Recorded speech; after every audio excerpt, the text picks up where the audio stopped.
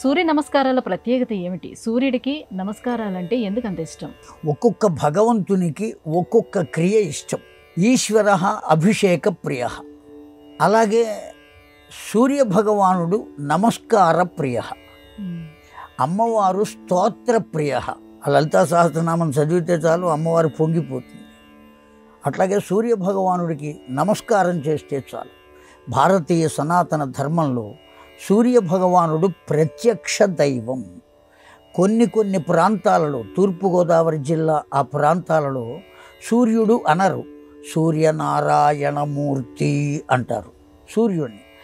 ఆ సూర్యబింబాన్ని కూడా నారాయణుడుగానే, భగవంతుడుగానే భావించి వాళ్ళు సంబోధన చేస్తారు. కొన్ని ప్రాంతాల్లో, ఆయా ప్రాంతాల్లో ఉన్నవాళ్ళు.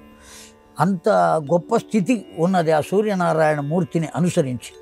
కనుక నమస్కార ప్రియుడు. సూర్య నమస్కారాలు కనుక చేస్తే ప్రయోజనం ఏమిటి అంటే, అనేకములైనటువంటి రుగ్మతలు, రోగములు నయమైపోయేటువంటి అవకాశం ఉంది.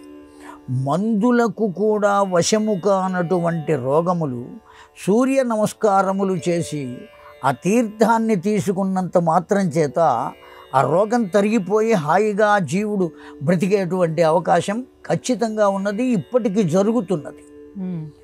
అనేక వ్యాధులు ఉపశమనం కలుగుతాయి. అంతేకాదు వ్యాధి నశిస్తుంది, హాయిగా ఉండగలుగుతాడు. సూర్య నమస్కారంలో అంత దివ్యత్వం ఉన్నది, అంత శక్తి ఉన్నది. కేవలం సూర్య నమస్కారాలు ఏ విధానంలో చెయ్యాలో వేదం చెప్పింది. ఆ విధానంలో కనుక సూర్య నమస్కారాలు చేసినట్లయితే సర్వ వ్యాధులు నశిస్తాయి. కారణం ఏమంటే, వ్యాధుల గురించే ఎందుకు చెబుతున్నారు? ఈ కోరికలు తీరవా అంటే, కోరికల విషయం తరువాత, వ్యాధులు ముందు తరుగుతాయి. కారణం ఏమంటే, ఆరోగ్యం భాస్కరాది చేత్ అని సూత్రం చెబుతున్నది శాస్త్రం. పసిపిల్లవాడు పుట్టిన వెంటనే వాడికి పచ్చకామెరలు ఉంటాయి. ఎవరికి పిల్లవాడు కలిగిన, మనం పుట్టినప్పుడు మనకు కూడా పచ్చకామెరలు ఉన్నాయి.